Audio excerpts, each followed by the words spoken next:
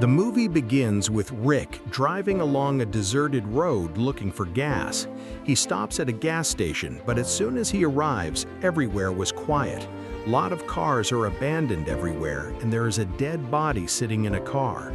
When he reaches the gas station, he sees a sign that says, "No gas." While looking around, Rick hears someone walking nearby. He bends down and notices a little girl picking up a doll. Thinking she is alone and scared, he approaches her and tells her not to be afraid because he is a police officer. As she turns around, Rick realizes she's a zombie. With no other choice, he shoots her in the forehead. Before everything went wrong, Rick was a sheriff who worked alongside his best friend, Shane. One day, the two were sitting in their patrol vehicle talking about life. Rick admitted that things had not been going well between him and his wife, Lori. Shane tried to encourage him. Their conversation is interrupted when they receive a call about dangerous criminals in the area. Rick and Shane quickly head out and set up a stinger on the road to stop the suspects. Several other officers arrive to assist them, and Rick reminds everyone to stay focused. Soon, the criminal's vehicle drives over the stinger, causing it to lose control and flip over. A violent gunfight breaks out. During the shootout, one of the criminals is killed and another is taken down as well. Rick is hit during the exchange of gunfire. Shane rushes over to check on him, believing the bullet was stopped by Rick's vest. However, while they are talking, another criminal suddenly emerges from the wrecked vehicle and shoots Rick in the shoulder. Shane reacts immediately and kills the gunman. Rick is rushed to the hospital where he falls into a coma. Shane visits him regularly and talks to him, hoping his friend can hear him. Sometime later, Rick finally wakes up. Still confused, he answers Shane, thinking he is in the room. When he looks at the flowers Shane left behind, they had withered and died, showing just how much time has passed. Weak and disoriented, Rick tries to get out of bed but collapses to the floor. He calls for help, but nobody answers. He drags himself to a bathroom to get some water before stepping into the hallway. The hospital is completely silent and abandoned. As Rick walks through the corridors, he notices bloodstains on the floor, bullet holes in the walls, and signs of a desperate struggle. The phones no longer work, and there is no sign of any staff or patients. Eventually, Rick comes across a chained door with the words, "Don't open, dead inside," written across it. Suddenly, zombie fingers reach through the gap, startling him. He quickly backs away and looks for another way out. Since the elevators are not working, he takes the stairs. When he finally exits the hospital, the bright sunlight almost blinds him. Outside, he is met with an even more horrifying sight. Bodies are piled everywhere, and the world he once knew appears completely destroyed. As Rick continues walking, he spots a bicycle nearby. When he goes toward it, he encounters his first zombie face to face. The sight leaves him shaken. Eventually, Rick makes his way home and calls out for Lori and Carl, but there is no answer.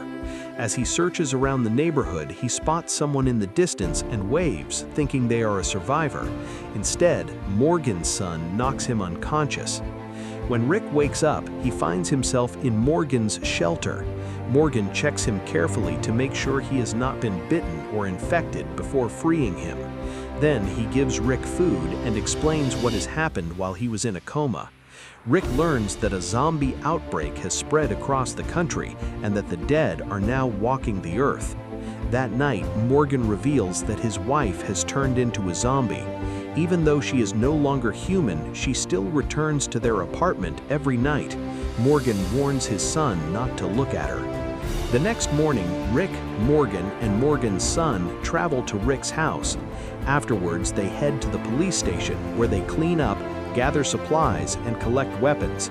Rick gives Morgan a scoped rifle before continuing his search for Lori and Carl. While at the station, he comes across one of his fellow officers who has turned into a zombie. Saddened by the sight, Rick shoots him in the forehead. Later, Rick and Morgan part ways. While driving, Rick stops to find the first zombie he encountered after leaving the hospital. Feeling sympathy for her suffering, he apologizes before putting her down. Meanwhile, Morgan practices shooting zombies from a distance with his rifle. However, when his zombie wife appears, he cannot bring himself to pull the trigger. Determined to find his family, Rick heads towards Atlanta.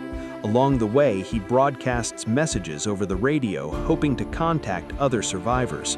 At the same time, Lori, Shane, and a group of survivors are camped outside Atlanta. They are trying to stay alive while avoiding the massive zombie population inside the city. Before they can respond to Rick's radio message, the signal cuts out. Atlanta has become a death trap, completely overrun by zombies. Lori suggests placing warning signs on the roads leading into the city to keep people away. Shane disagrees, and the two argue. However, their argument eventually turns into a kiss, revealing how close they have become during Rick's absence. After Rick's vehicle runs out of fuel, he searches a nearby house for gas. Instead, he discovers that the owners chose to take their own lives rather than face the horrors of the outbreak. Outside the house, Rick finds a horse.